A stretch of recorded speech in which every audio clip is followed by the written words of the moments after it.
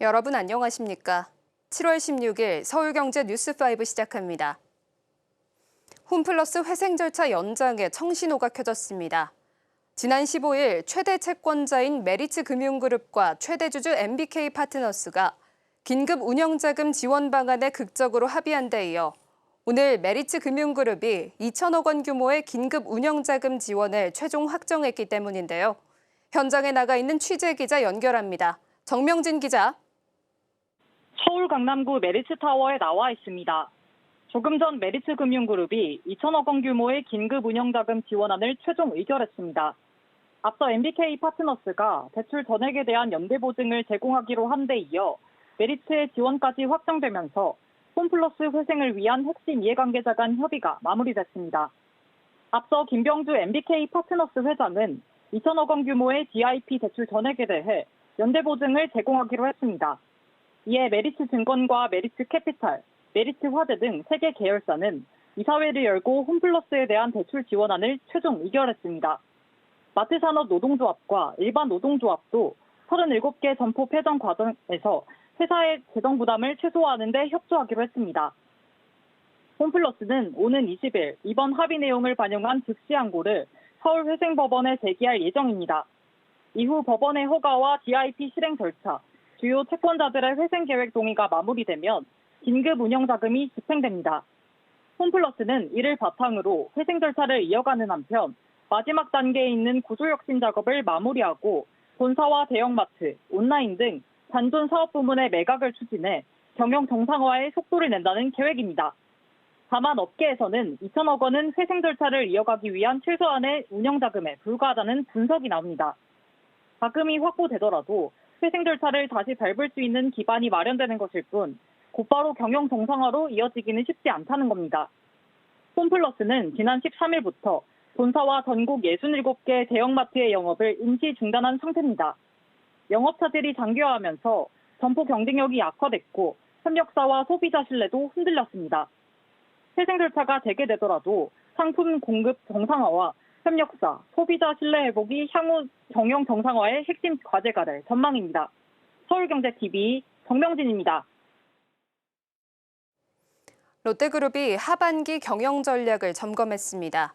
신동빈 회장은 비용 절감만으로는 시장의 신뢰를 얻기 어렵다며 본원적 경쟁력 강화를 강조했는데요. AI 혁신과 함께 기존 사업 경쟁력을 끌어올리겠다는 구상입니다. 고보경 기자입니다. 롯데그룹이 VCM 옛 사장단 회의를 열고 하반기 경영 전략을 점검했습니다. 15일 서울 송파구 롯데월드타워에서 열린 롯데 VCM에는 신동빈 회장과 계열사 대표 등 80여 명이 참석했고 신유열 미래성장실장 부사장도 배석했습니다. 신동빈 회장은 그룹의 전반적인 실적은 개선됐지만 아직 외부 자본시장의 시각은 냉정하다고 진단했습니다. 그러면서 비용 절감만으로는 한계가 있다며 본원적 경쟁력 강화를 하반기 최우선 과제로 제시했습니다. 또 신 회장은 지난 10년간 사업 경쟁력이 정체된 점도 지적하면서 그룹 전략에 맞지 않는 비핵심 사업을 효율화해 수익성을 확보해야 한다고 강조했습니다. 이어 투자에 있어 철저한 타당성과 수익성 검증 후 재무 건전성을 고려한 범위 내에서 집행해달라고 주문했습니다. AI 역시 핵심 의제로 다뤄졌습니다. 신 회장은 회의에 앞서 AI 비서와 수요 예측 등 실제 업무에 활용되는 사례를 둘러보며 그룹의 AI 전환 현황을 점검했습니다. 이어 AI 기술 발전과 대외 환경 변화에 선제적으로 대응할 수 있도록 CEO들에게 경영 전략 수립을 주문했습니다. 특히 VCM 최초로 해외 연사로 나선 미래학자 더그 스티븐스는 AI 시대 기업 경쟁력과 글로벌 시장 변화를 주제로 강연했습니다. 더그 스티븐스는 월마트와 아마존 등 글로벌 기업을 자문한 경험을 바탕으로 경영진과 AI 기반 혁신 방향에 대한 인사이트를 공유했습니다. 신 회장은 기존 사업의 혁신 필요성을 거듭 강조하며 전통은 한계를 가두는 천장이 아니라 새로운 혁신을 위한 출발선이라고 말했습니다. 롯데가 본원적 경쟁력 강화와 AI 혁신을 성장 동력으로 연결해 시장의 신뢰를 회복할 수 있을지가 하반기 최대 과제로 꼽힙니다. 서울경제TV 고보경입니다. 최근 삼성전자가 미국 주식예탁증서 발행을 검토한다는 관측이 나왔지만 삼성은 미국 증시 상장설에 분명히 선을 그었습니다. 해외 상장으로 재평가를 노린 SK하이닉스와 달리 국내 증시에서 배당과 자사주 소각으로 직접 기업 가치를 끌어올리는 독자 노선을 택하겠다는 뜻으로 풀이됩니다. 김혜영 기자입니다. 삼성전자가 미국 증시 상장설을 공식 부인했습니다. 외신을 중심으로 물밑 검토설이 흘러나왔지만 공식 부인하며 소문을 일축한 겁니다. 해외 상장을 통해 기업 가치 재평가에 나선 SK하이닉스와는 정반대의 행보입니다. 삼성이 독자 노선을 택한 건 지분 이석을 감수하면서까지 외부 자금을 조달할 필요성이 크지 않기 때문. 삼성전자의 1분기 기준 현금성 자산은 147조 원으로 SK하이닉스의 2.7배에 달합니다. 미국 증시 상장은 공시 의무와 법적 책임이 크게 늘어나는 만큼 기업 입장에서는 부담도 적지 않다는 평가입니다. 실적 전망이나 위험 요인을 충분히 설명하지 못할 경우 소송 리스크도 커질 수 있는 겁니다.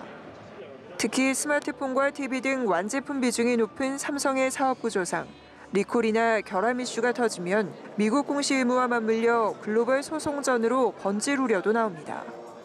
대형 계열사 간 복잡한 내부 거래를 투명하게 공시해야 한다는 점도 경영진의 적지 않은 부담으로 꼽힙니다. 업계에선 삼성전자가 미국 증시 상장을 통한 재평가보다 자사주 소각과 배당 개편 등 주주 환원책을 통해 국내 증시에서 직접 기업 가치를 증명하는 방향을 택할 것으로 분석하고 있습니다. 서울경제TV 김혜영입니다. KDB생명 매각을 위한 예비 입찰이 지난달 삼성, 한화, 교보생명을 비롯해 5개사가 참여하면서 그 흥행 가능성을 알렸죠. 이런 가운데 금융계 일각의 시선은 KDB생명을 16년 동안이나 소유해온 산업은행에 쏠리고 있습니다. 그동안 무려 2조 원 안팎의 거액을 쏟아붓고도 KDB생명을 정상화하지도 매각하지도 못했기 때문인데요. 만약 7번째 매각 시도인 이번에도 본입찰에서 무산될 경우 산업은행의 책임론은 더 불거질 전망입니다. 이연아 기자입니다. 산업은행이 KDB생명, 당시 금호생명을 인수한 것은 지난 2010년입니다. 산업은행은 2010년 주도적으로 조성한 사모펀드를 통해 금호생명을 인수한 뒤 16년간 정상화 매각을 추진했습니다. 지난해에는 KDB생명을 직접 자회사로 편입해 최대 주주가 됐지만 자본 정상화 매각은 아직 마무리하지 못했습니다. 2014년 이후 6차례 매각을 추진했지만 인수 가격과 자본 건전성, 원매자의 자금 조달 문제 등으로 모두 무산됐습니다. 그 사이 자금 투입은 계속됐습니다. 2023년 9월 1,000억 원, 2024년 6월 2,900억 원에 이어 지난해 말 5,150억 원을 추가 투입했습니다. 인수대금과 증자 등을 합한 누적 투입액은 약 2조 원입니다. 하지만 자본 정상화는 여전히 미완입니다. 올해 3월 말 지급 여력 비율은 경과조치 적용 시 186.1%로 금융당국 권고치 130%를 웃돌지만 미적용 시 74.5%로 법정 기준 100%보다 25.5%포인트 낮습니다. 기본자본 비율도 경과조치 적용 후 41.9%, 미적용 기준으로는 마이너스 25.2%에 그쳤습니다. 지난해 말 대규모 증자에도 올해 1분기 경과조치 전 기본자본은 마이너스 3,567억 원으로 집계됐습니다. IB 업계에서는 매각 과정에서 산업은행의 추가 자본 지원이 필요할 수 있고 새 인수자도 5천억 원 안팎을 투입해야 할 수 있다는 관측도 나옵니다.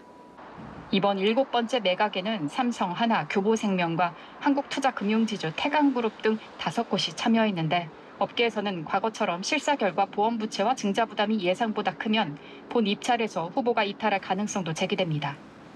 IB 업계에서는 KDB생명의 매각가로 5천억에서 6천억 원 수준이 거론됩니다. 누적 투입액 약 2조 원과 단순 비교하면 1조 4천억에서 1조 5천억 원의 격차가 있지만 실제 회수 성과는 최종 매각 조건과 기존 회수액 등을 함께 따져야 합니다. 산업은행이 가격을 높이면 매각 가능성이 떨어지고 낮추면 상당한 손실을 확정해야 합니다. 이번 본 입찰마저 무산되면 최대주주 산업은행의 추가 자금 투입 가능성과 책임론이 동시에 커질 전망입니다. 서울경제TV 이연아입니다. 서울 알짜 재건축 재개발 사업지에서 건설사들의 경쟁 입찰이 실종되고 있습니다. 어제 현장 설명회가 2군데서 열렸는데 서울 성동구 성수 2지구는 DLENC로, 양천구 목동 12단지는 GS건설의 단독 입찰 가능성이 거론됩니다. 건설사들이 정면 승부를 벌이기보다 핵심 사업장에 집중하는 선별 수주 전략이 뚜렷해지는 모습입니다. 김도하 기자입니다. 서울 성동구 성수 2지구와 양천구 목동 12단지. 두 곳 모두 조단위 대형 정비사업이지만 지난 15일 열린 현장 설명회 분위기는 사뭇 조용했습니다. 경쟁보다는 사실상 낙점된 건설사의 단독 입찰 가능성에 무게가 실리고 있기 때문입니다. 2,359가구, 총 사업비 1조 7천억 원 규모의 성수 2지구. 성수 2지구 설명회에는 DLENC와 아이파크 현대산업개발이 참석했습니다. 삼성물산이 불참한 데다 DLENC는 대규모 실무진을 보내면서 업계에서는 DLENC의 단독 입찰 가능성에 무게를 두고 있습니다. 같은 날 현장 설명회를 연 목동 12단지도 상황은 비슷합니다. 2,810가구, 예정 공사비 1조 7,888억 원 규모로 GS건설과 대우건설, 포스코 ENC, 아이파크 현대산업개발 등 4곳이 참석했습니다. GS건설이 오랜 기간 공을 들여온 사업지인 만큼 단독 입찰이 유력하다는 분석입니다. 이런 흐름은 최근 서울 핵심 정비사업 곳곳에서 확인되고 있습니다. 성수 3지구와 여의도 목화아파트는 삼성물산이, 여의도 광장아파트는 현대건설이 단독 입찰로 유찰되면서 사실상 수의계약을 통한 무혈 입성이 유력한 상황입니다. 출혈 경쟁으로 수익성을 떨어뜨리기보다는 브랜드 전략과 채산성을 따져 핵심 사업지에 역량을 집중하는 이른바 선별수주 기조가 강화되는 모습입니다. 업계에서는 사업장별로 유력 건설사가 사실상 정해지면서 당분간 경쟁 입찰은 줄고 단독 입찰과 수의 계약은 늘어나는 사례가 이어질 것으로 전망하고 있습니다. 서울경제TV 김도하입니다. 국내 렌터카 업계 1위 롯데렌탈의 새 주인이 누가 될지 시장의 관심이 커지고 있습니다. 올 초 공정거래위원회의 기업결합 불허로 한 차례 무산됐던 매각이 글로벌 사모펀드 운용사 텍사스 퍼시픽 그룹을 새 원매자로 맞아 다시 추진되고 있는데요. 이달 말 예정된 재공시를 전후해 협상 결과에 윤곽이 드러날지 주목됩니다. 이혜란 기자입니다. 롯데렌탈 매각 작업이 다시 속도를 내고 있습니다. 매각 대상은 호텔 롯데와 부산 롯데호텔이 보유한 롯데렌탈 지분 61.18%. 롯데그룹은 지난해 말 사모펀드 어피니티 에쿼티 파트너스와 매각 계약을 체결했지만 공정위의 제동으로 무산된 바 있습니다. 어피니티가 이미 국내 렌터카 업계 2위 SK 렌터카를 갖고 있어 두 회사가 합쳐지면 시장 독과점이 우려된다는 이유였습니다. 새 원매자로 떠오른 TPG는 인수 실사를 진행 중입니다. 시장에서는 주당 5만 원대 중반 수준의 가격이 거론되는데 앞서 어피니티와 계약했던 가격보다 20에서 30% 낮은 수준입니다. 특히 TPG가 카카오 모빌리티의 2대 주주라는 점도 주목받고 있습니다. 롯데렌탈의 렌터카, 카쉐어링 사업과 카카오 모빌리티 플랫폼이 결합하면 택시 호출부터 카쉐어링, 단기 장기 렌터카까지 하나로 연결된 서비스를 만들 수 있다는 기대감 때문입니다. 롯데렌탈은 장기 렌터카로 안정적인 수익을 올리고 계약이 끝난 차량은 중고차로 팔아 추가 이익을 내는 사업 구조를 갖고 있습니다. 올해 매출의 절반 이상인 57%가 장기 렌터카에서 27%가 중고차 판매에서 나올 것으로 추정됩니다. 지난해 매출은 2조 9,188억 원, 영업이익 3,125억 원으로 전년보다 각각 4.5%, 9.7% 늘었습니다. 롯데렌탈은 TPG와 실사와 논의를 진행하고 있지만 아직 확정된 사항은 없다고 밝혔습니다. 이달 말 예정된 재공시를 전후해 협상 결과에 윤곽이 드러날 것으로 보입니다. 서울경제TV 이혜란입니다. 보일러 회사에서 종합생활환경기업으로 변신을 꾀하고 있는 경동나비엔이 사업 다각화의 성장통을 겪고 있습니다. 야심차게 인수한 가전사업이 기대에 못 미치는 성적을 내면서 숙제만 커졌다는 평가가 나옵니다. 정준엽 기자입니다. 경동나비엔이 보일러를 넘어 생활환경기업으로의 전환을 서두르고 있습니다. 국내 보일러 시장의 성장 둔화와 건설 경기 침체 때문입니다. 대표적인 승부수가 지난 2024년 9월 인수한 SK매직 가전사업부문. 나비엔 매직을 출범시키며 사업에 공을 들였지만 인수 첫 해 성적표는 시장의 기대에 못 미쳤습니다. 금융감독원에 따르면 지난해 해당 사업부의 매출은 609억 원. 인수 당시 외부 평가기관이 예상한 971억 원보다 37%가량 낮은 수준입니다. 수익성을 보여주는 매출 총이익은 예상치 260억 원의 절반 수준인 135억 3천만 원에 머물렀습니다. 문제는 인수 과정에서 장부에 반영한 103억 원 규모의 영업권입니다. 영업권은 인수 대상의 미래 수익성을 높게 평가해 자산 가치보다 더 지급한 금액을 말합니다. 경동나비엔은 지난해 결산에서 영업권 손상 차손을 반영하지 않았지만 가전 사업이 기대치만큼 성장하지 못할 경우 장부상 자산 가치를 낮춰야 할 가능성도 제기됩니다. 회사의 별도 기준 수익성에도 경고등이 켜졌습니다. 지난해 매출은 1조 2,600억 원으로 소폭 늘었으나 영업이익은 1,318억 원으로 전년 대비 11.7% 감소했고 당기순이익은 전년 대비 약 40% 감소했습니다. 사업 확대 과정에서 광고 선전비가 전년보다 34% 늘어난 점 등이 원인으로 지목됩니다. 주주 소통 부족도 도마에 올랐습니다. 경동나비엔은 지난 5월 말 기업가치 제고 계획을 공시하지 않아 코리아 밸류업 지수에서 편출됐습니다. 시장에서는 소액주주 대상 IR 활동을 소홀히 하는 등 자본시장과의 소통에 소극적이었다는 평가가 나옵니다. 경동나비엔 관계자는 예상치는 회계법인에서 건설 경기가 회복될 것으로 보고 가치를 높게 평가했던 것으로 매출은 잘 성장하고 있다고 설명했습니다. 서울경제TV 정준엽입니다. 스페이스X에 이어 아마존도 저궤도 위성인터넷 사업 확대에 나섰습니다. 업계에서는 아마존 위성인터넷 서비스 레오가 향후 2, 3년 내 국내 시장에 진출할 것으로 보고 있는데요. 국내 시장에 진입하면 스타링크와 해양 공공 분야 고객을 놓고 경쟁할 전망입니다. 최연두 기자입니다. 아마존의 위성 인터넷 사업 레오는 현지 시간 15일 남아프리카 공화국 인터넷 사업자 헤로텔과 협약을 체결했습니다. 양사는 오는 2027년 남아공 농촌과 소도시에 가정용 서비스를 출시할 계획입니다. 앞서 아마존은 영국 이동통신사 보다폰과 손잡고 아프리카 오지의 이동통신 기지국을 위성망으로 연결하기로 했습니다. 업계는 레오 위성망이 한국 지역을 연결하는 시점을 내년 중반 이후로 예상합니다. 다만 실제 국내 서비스를 위해선 국경 간 공급 협정과 주파수 단말 관련 승인 절차가 필수입니다. 스페이스X의 스타링크도 국내 서비스 승인까지 2에서 3년 걸린 바 있습니다. 현재 국내는 SK텔링크와 KT셋이 스타링크 서비스를 기업 고객에게 재판매하고 있습니다. 주요 수요처는 해양 공공 분야입니다. 선박 인터넷과 재난통신, 산림 문화재 감시 등 지상 통신망을 연결하기 어려운 곳에 주로 활용됩니다. 아마존 레오가 국내 진출하면 이들 고객을 놓고 스타링크와 경쟁하게 됩니다. 위성 사업자 간 가격과 서비스 품질 경쟁도 본격화할 전망입니다. 국내 수요가 제한적인 만큼 새 활용처를 확보하는 일도 국내 사업자들의 과제로 남습니다. 서울경제TV 최연두입니다. 아리바이오 그룹이 본격적인 그룹사 체제 구축에 나섭니다. 다음 달 비전 선포식을 개최하고 신규 사업 모델과 그룹 차원의 사업 방향을 발표한다는 계획인데요. 그룹사 간 시너지를 기반으로 미래 성장 도모에 나선다는 방침입니다. 권용희 기자입니다. 아리바이오 그룹이 다음 달 중 비전 선포식 개최를 준비 중입니다. 이 자리에서 미래 성장을 위한 신규 사업 모델과 그룹 차원의 사업 방향을 제시한다는 계획입니다. 이를 위해 코스닥 상장사 소룩수는 최근 아리바이오 홀딩스로 사명을 바꿨고 지난 4월 한 코스닥 상장사를 인수해 상호를 아리바이오 랩으로 변경하는 등 그룹 체제를 갖추기 위한 준비를 마쳤습니다.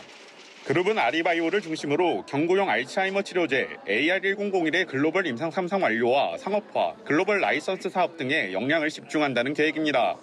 아리바이오는 지난 5월 중국 제약기업 푹신제약과 AR1001의 총 47억 달러 규모 독점 판권 계약을 체결했습니다. 최근 선급금으로 6천만 달러를 전액 수령했고 임상 3상 톱라인 발표 시 추가로 8천만 달러를 수령할 수 있습니다. 회사 측은 향후 허가 및 상업화가 이뤄질 경우 마일스톤과 함께 20% 수준의 로열티도 확보할 수 있을 것으로 내다보고 있습니다. 아리바이오는 최근 추가로 푸싱제약과 전략적 지분 투자 계약도 체결하는 등 장기 협력 가능성도 열렸습니다. Actually, our goal is to build up the long relationship, especially if the biotech companies, they have some like the platform technology, and if they have the internal capability to do the innovation more and more, that's definitely what we want to do. 아리바이오랩은 메디컬 에스테틱을 비롯해 면역 플랫폼, 헬스케어 사업 등을 담당하게 될 전망입니다. 또한 아리바이오홀딩스는 기존 조명 및 시공 사업에 더해 바이오 플랫폼 업체로 거듭나겠다는 방침입니다. 그룹 관계자는 각자의 전문성과 역할을 바탕으로 하나의 비전 아래 협력하는 아리바이오 그룹의 새로운 출발점이 되고자 한다고 밝혔습니다. 서울경제TV 권용입니다.